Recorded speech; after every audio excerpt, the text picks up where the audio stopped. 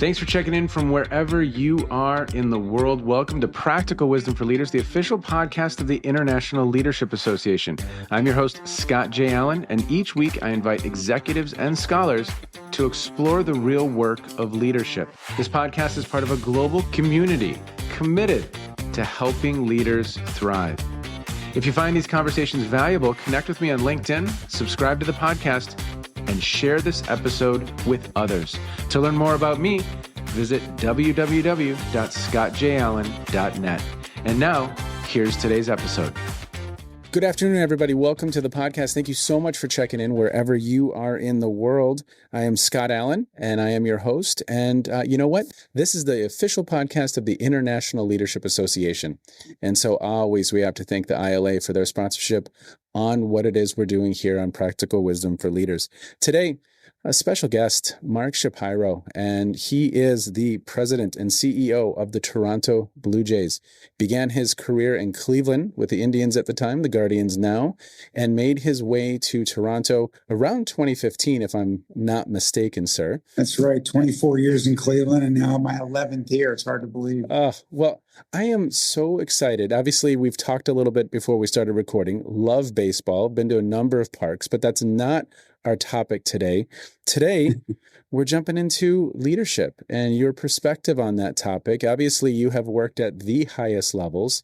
And so I'm just excited for the conversation. Anything listeners should know about you before we jump in, sir?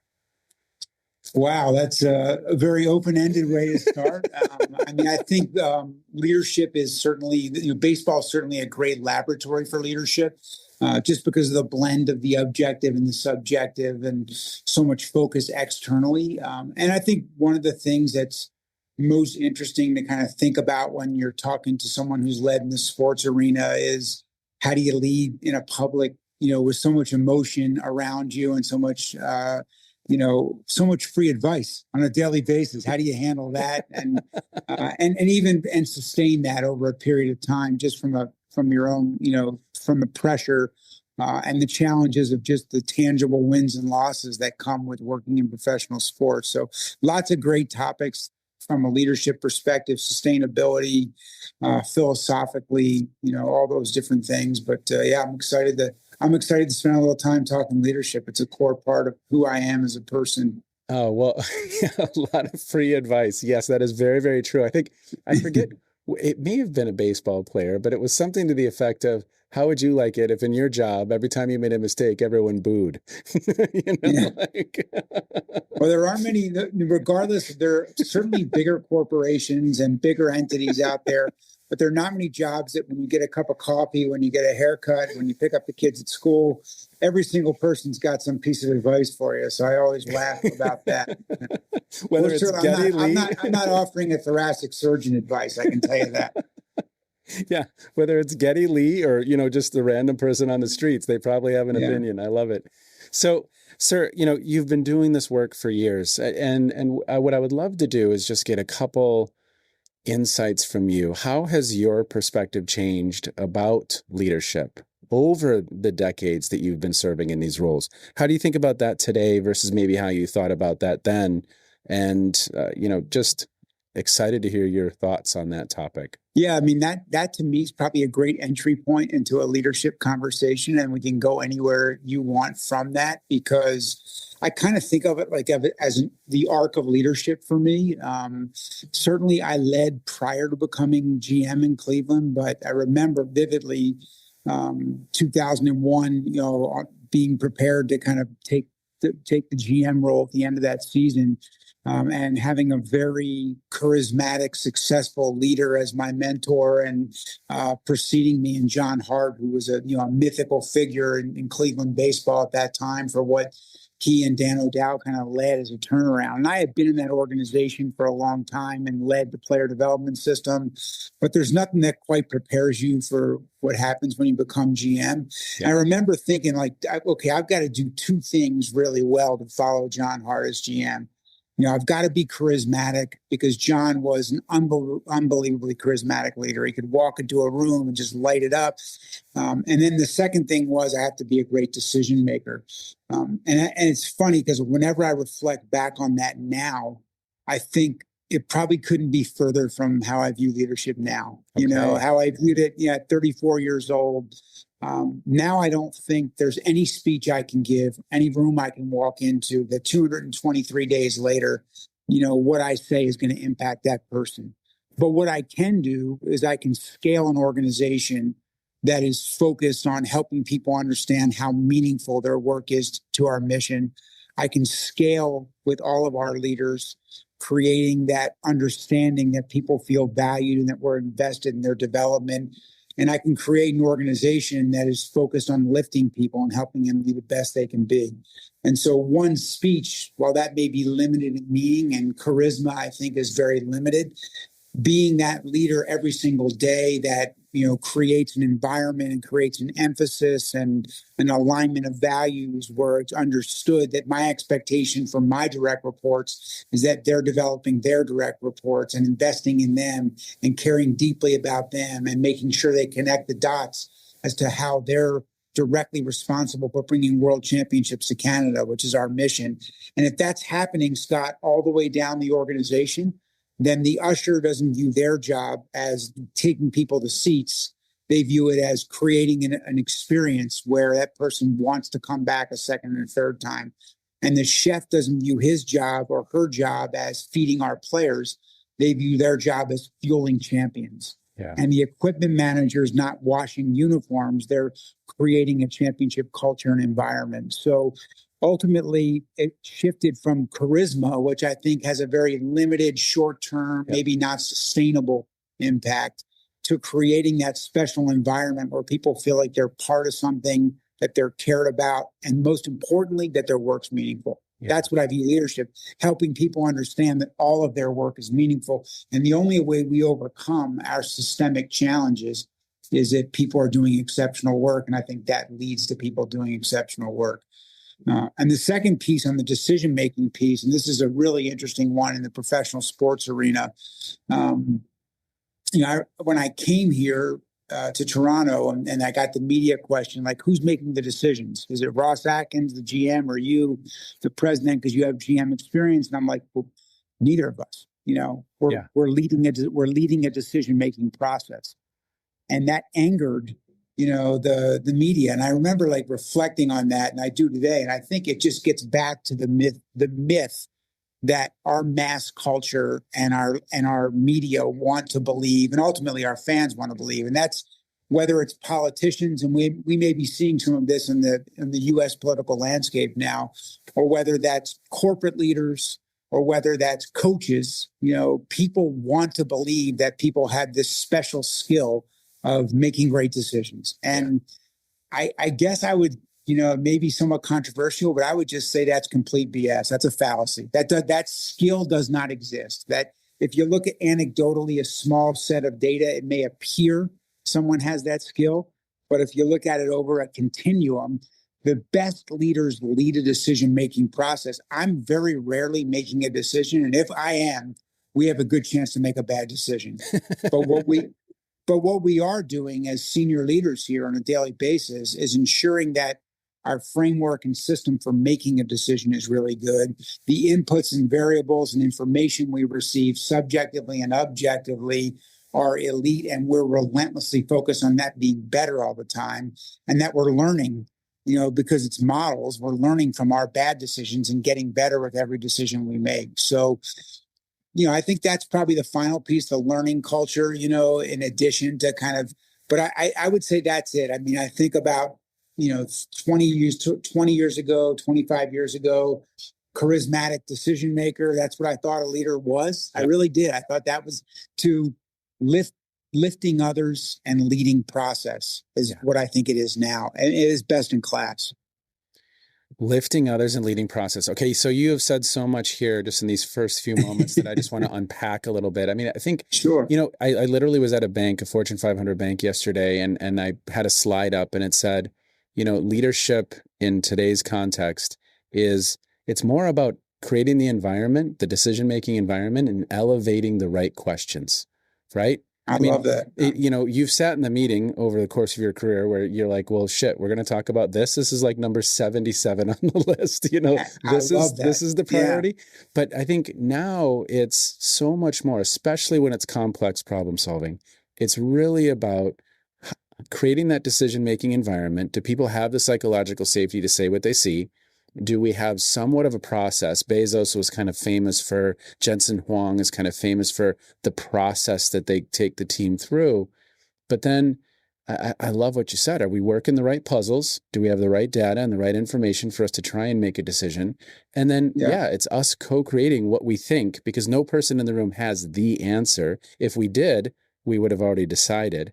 But in complexity, it's about creating that environment and then what's our best guess? There's a lot of experimentation in that space. Would you agree? Yeah. And we're pulling our intellect, we're pulling our skill sets, we're pulling our experiences, and making the statement that the best outcomes, the best results, the best decisions will come collectively, not individually. And I think we're shifting from a world where people still want to believe someone has the superpower to individually kind of be that cult of personality. And I think, again, that's where, like, I would say young leaders that are developing, don't try to be that, try to be someone that is in tune with others, work on your self-awareness first, your awareness of others second, that empathy and compassion, two different things, very different things, but empathy and compassion.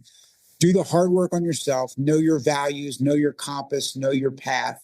You're not going to be able to be at peace or sustainable in your leadership style. And that's a whole nother topic. If you haven't done that work, be very caring. You have to care, and in order to connect and lead. And then the next piece is exactly what you mentioned, which almost no one mentions in leadership, which is prioritization. Understand where the leverage lies. I always tell the story, like when I was a young farm director, it was the best training for leadership for me, because I'd wake up every day. It's like being it's like being the principal of school. You wake up every day, you've got 200 players, another 75 staff, and you've got 100 problems that are filling your inbox, that were on, backing up on your call sheet, and you got time to deal with about 5, every day.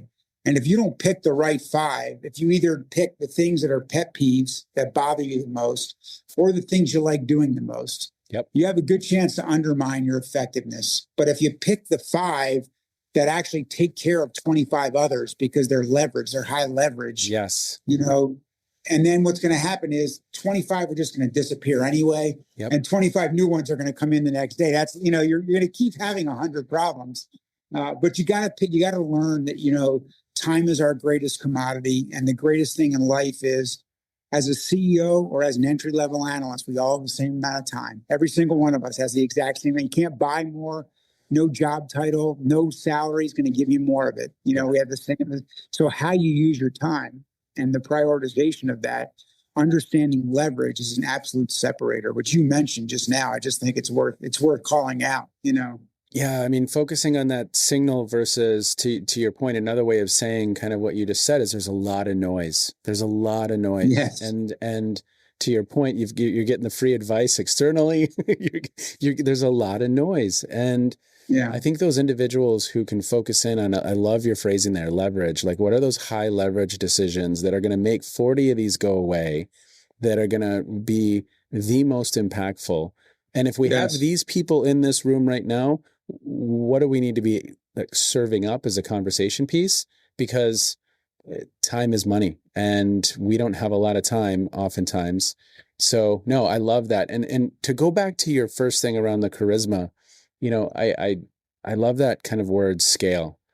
How do we, it can't just be, there's a friend of mine named Misha, and he has this quote. I'm not going to get it exactly right, but it goes something like this: stop being the smartest person in the room and start creating the smartest room.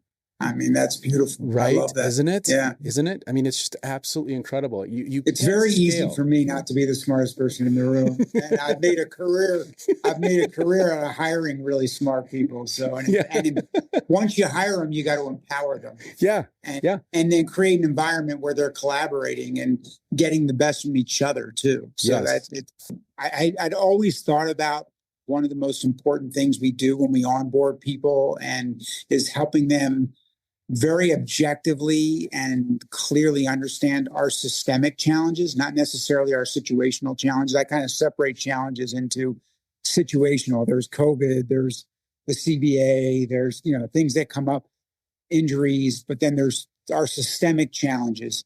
And if you can, people tend to shy away from them because they're demoralizing. They're hard. They become excuses. Yes. And I always try to articulate those because I think they actually make people realize how important they are to achieving things. And then I always love this. Like whenever you think you have an original idea, you read that, Marcus Aurelius was doing that 2,000 years ago. In this case, I was reading one of my favorite leaders, Stanley McChrystal. Okay. And he calls it shared consciousness, which is so much better than me saying, I share our objective challenges, So I love that. I steal that from him. He calls it shared consciousness. And I do think there's something with, whether you want to think about the Stockdale paradox from Jim Collins or, there's a very important part of leadership that you are saying, hey, these are our objective challenges. The foreign exchange rate is an issue here that we have no control over. The division we play in, the AL East, is a beast. We have no control over that. The collective bargaining agreement, creates an environment the combination of those two things are exacerbated and are tough to overcome. But you know what?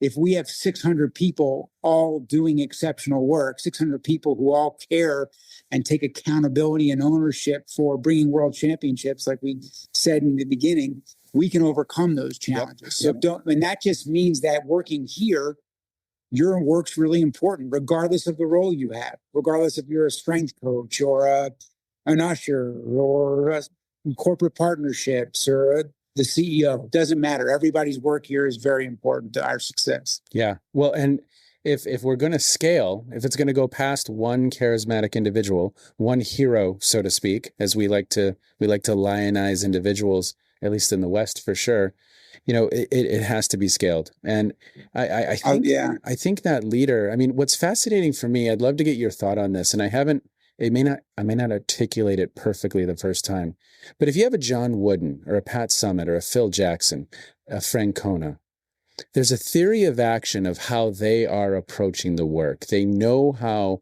and they have thought through how the process of how they're going to do the work, the culture they're going to create. It's designed. Yeah. There's intentionality behind that. There's a culture behind how we're going to work out and practice. It's designed. There's intentionality. I don't know that I always find that with leaders, so to speak. You have a person who's leading a department in XYZ corporation. I don't know that they always have that clarity and that intentionality. And it's always fascinated me how we're kind of doing the same thing. You're building a team and solving puzzles. And that's what the coaches are doing as well. Building a team, developing a culture, and solving puzzles of how do we tackle this next team? How do we compete given some of what's going on? But at times I don't see leaders having that level of clarity. And it's always just kind of fascinated me because at least in your intro, you have clarity of what you're trying to accomplish. And I just love that. I think what clouds it with a lot of leaders, Scott, is results, outcomes. Say more. I think outcomes, too many leaders, especially young leaders or, leaders in suboptimal organizations get consumed with, well, if I don't perform, if I don't get this result, if I don't get this outcomes, I have to put up the numbers, I have to achieve these results. If we don't hit our number this quarter, it's not going to matter. And, I would just say like that there is a randomness to outcomes and results. And if you are obsessively focused on results and outcomes, it is going to be very hard both to make quality adjustments, and it's going to be hard to create an environment where you're going to get the best out of people. Yes. That you've got that those leaders you mentioned, one of whom I've worked with, their intentionality is about all the little things, not one big thing, yes. Not one player, not one person, not one decision, and not one game plan. And it's that scale, right? There's a scale mentality, right? It's like the John Wooden from the way you put your socks on, right? Yeah. Like it's everything, basically saying everything matters, right? Yeah. Like approach your day. And I like to say, every one matters, everything matters.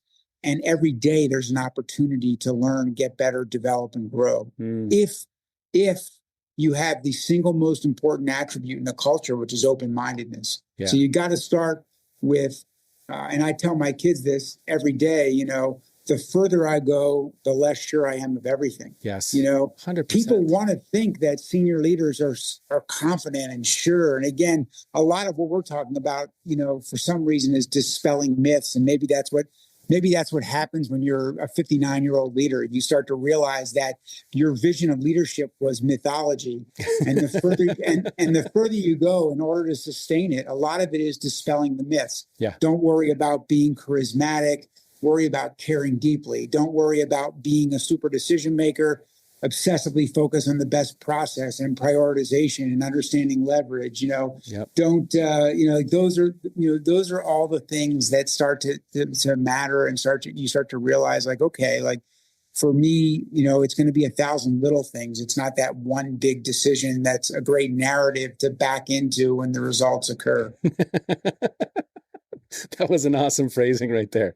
I love that. Yeah. Well, yeah. And again, one of the most, and you've mentioned this in the conversation, but one of the most important things that we have complete control over, are we kaizening? Are we on a daily basis improving ourselves? Because if others are in our care, they deserve the best possible version of us. And none of us are perfect. None of us have arrived. None of us have everything kind of figured out. But are we the best possible version? And do we have that system in place to help us become more self-aware, become more grounded, recover, to overcome our insecurities? Yes, 100%. To be aware of our insecurities. Yes. They don't derail us. I always think back to every moment you've kind of cringed at a leader when a leader's talked, no matter where you are. It's like, oh, did she or he really say that? It's usually their insecurities that are coming out and they're just not aware of them. But we all have them, every single one of us. Yep. So whether it's our background or education, our appearance, whatever it is, we have some insecurities. If we're aware of them, we can manage them, prevent them from tripping us up. If we're not, they end up causing you to lose awareness and say things that cause people to disconnect, from the more important messages.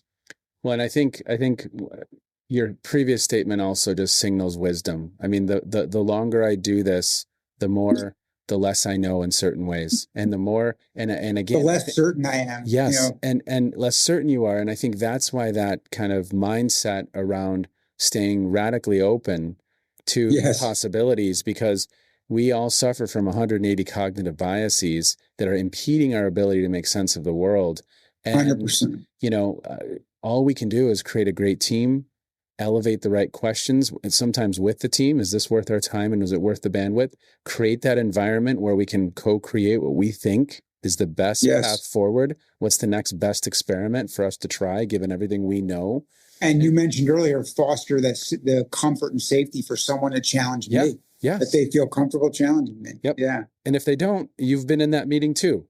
Everyone kind of nods and smiles, right? And walks out the room, and then the meeting happens at the water cooler, and there isn't true, authentic buy-in, right?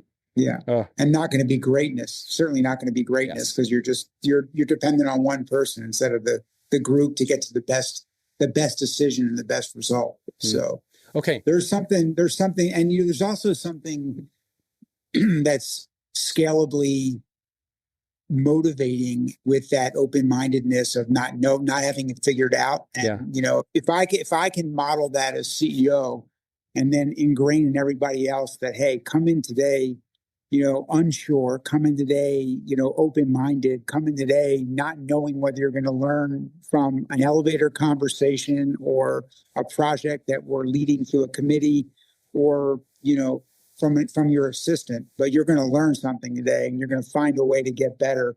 That makes every day exciting. It makes every day an opportunity, instead of like every day's executional. We're just here to execute. And it's almost freeing in a way for the leader as well, to kind of let go of that heroic mindset, to let go of that image, because I think there's a lot of people out there in the world right now constructing leadership how you used to. I have to have the answer. I have to make the decision. It has to be I have to get the result. They're feeling that pressure. And especially, again, when it's complexity, no one person has the answer. It's not a thing. We would have decided if that was the case. And in this environment, just it's a little bit freeing to say, I don't know the answer, but I'm confident together we can come up with what we think is the best path forward. So you're kind of 100%. holding the confidence and the humility. You're holding both. You're not like whimpering and I have no clue what we should do, but it's holding that space of both at once, confidence and humility. And I think that then permeates through that scales through the organization. That gets to a place. I think it's had those are wise words. It's had that effect on me. It's made leadership. It's freed me up. Yes. And it's freed me up to be a better leader. It's also made leadership more enjoyable for me. And I do double down. The areas I'm more confident on are how important the hiring process is, identification of talent, how important it is that once people are in the organization, they're empowered and we're committed to their development, and that we're, putting systems and decision-making process in place that makes it dependent that everybody contributes and that we weight the information properly. And so I think I am confident in process. I am confident. I am confident in systems. I'm confident in values and how important open-mindedness is and learning and all those things are and respect and trust and those things that make up the cornerstones of our organization. But I'm equally confident that there's no one individual that's going to, rise, that we're just going to lean on for making all these. It's certainly not me, Well, sir, as we begin to wind down, anything else that you want to share just on the topic of leadership? Something, maybe your perspective has changed. I mean, we have self-awareness baked in here. We have that level of how we approach and being kind of really certain about how we approach the decision-making and some of those standards in that space, but we're approaching it in a very open-minded way. We have that mindset of, look, we need to scale in people's hearts what we're trying to accomplish here. And that is not going to happen from one charismatic individual. The importance of self-awareness. Anything else that you just want to share with folks as we begin to wind down our time?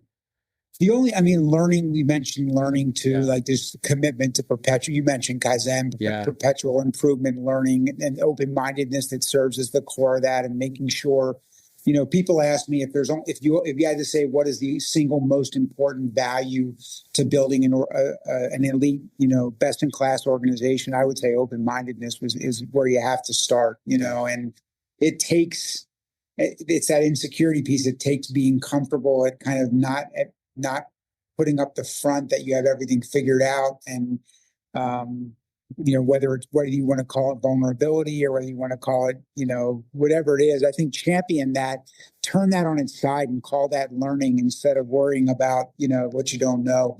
And the only other piece would just to close out from a leadership perspective that I think is helpful on a daily basis, and again, drawing upon maybe ancient wisdom and Epictetus, would be that dichotomy of control and just kind of understanding and breaking your day down into, and it gets back to the randomness of results, right? Like, what are the things, am I spending my energy, time, effort, emotion, anxiety, all those things on things I can't control? Or am I directing my energy onto the things that I can control? And human nature makes us kind of fixate on, starting with what others think of us, things we can't control, and so inefficient and such a waste of that greatest asset that we have, time. So the only other thing I think is helpful for all leaders, and I remind myself on a daily basis, is to just, focus on what you can control. Think about things through that lens of, there are all these, don't spend your time and waste your energy and time. When you find yourself doing it, stay aware, let that go, get back to putting your energy into the things you can control, which are a lot of the things that we've been talking about, fostering that environment, that culture, those values and those attributes in your organization.